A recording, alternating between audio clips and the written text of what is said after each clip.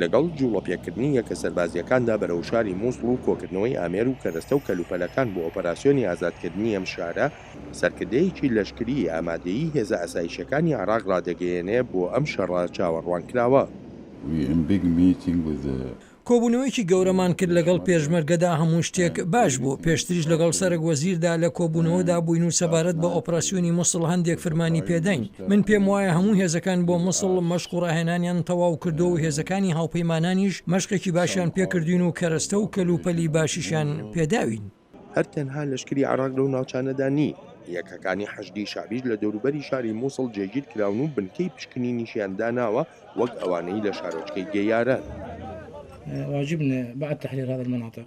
هەرچی ئێمە لەوە تا ڕزگارکردنی ئەم ناوچەیە پاراستنێتی. ئێمە خۆمان خەڵکی ناوچەکەین و خەڵکی ئەم ناوچێش دەناسین و دەشتوانین ئەوانەی بە منکەکانی پشکنیندا دێنە گەیارە بیان پشکنین. ئەرکەکەمان پاراستنی ئەو شوێنانەیە کە لەشکەر ئازادیان دەکات. سەرکردە لەشکریەکانی عێراق چاوەڕوانی کاتژمێری سفرن بۆ دەستپێکردنی ئۆپەراسیۆنەکەیان و ئەم بڕیارەش لای سەرکردەی گشتی هێزە لەشکریەکانی عێراقا. ئامادەکاریەکان بۆ ئۆپەراسیۆنەکانی مووسڵ دەستیان پێ کردووە بە پێ ئەو خشتەکاتی خۆمان داماناوە، بەڵام ڕای ناگەێنم. بە پشتیوانی یەزدان ئۆپەراسیۆنەکان لە کاتی دیارێکراوی خۆیدا دەست پێ دەکەن. حەیدەر العەبادی ئەوەش ناشارێتەوە کە هێشتا تورکیا و ئەگەری بەشداریەکەی لە ئۆپەراسیۆنی مووسڵدا تەگەرەیە. هیچ جێگەیەک لەم کاتەدا بۆ هەبوونی لەشکری تورکیان نییە لە سەرخاکی عێراق، چونکە ئێمە سەرخاڵی شەڕی دەوڵەتی ئیسلامین و بوونی سەربازەکانی تورکیا تەگەرە دەخەنە بەردەم هەوڵەکانمان لە شەڕی داعشدا.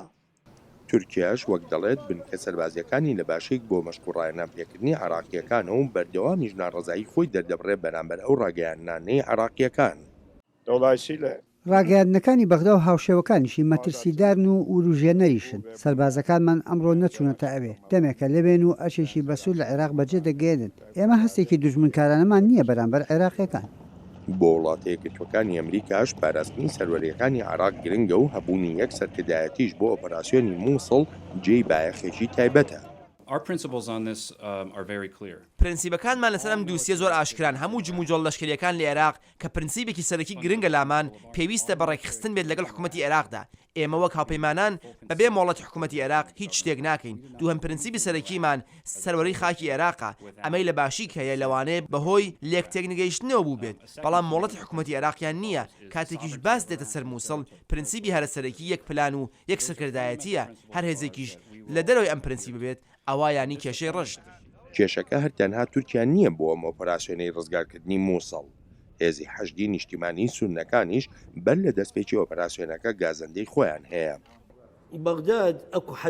بەغدا تەنها پشتیوانی لە شیعەکان دەکات، هیچ سوننە ناکات. خۆمان بە یەک دەزانین عێراقی هەمووانە. ئەم جۆرە نیگەرانیانە سەرنجی زیاتری خستوێتە سەر ئەگەری شەڕێکی تری نێوان شیعە و سوننە لە پاش ئازادکردنی مووسڵ. ئەمە بێ لەوەی چاودێر باس لە ئاوازی زیاتری ئاینی و نەژادی دەکەن لە قۆناغی پاش داعش لە مووسڵدا.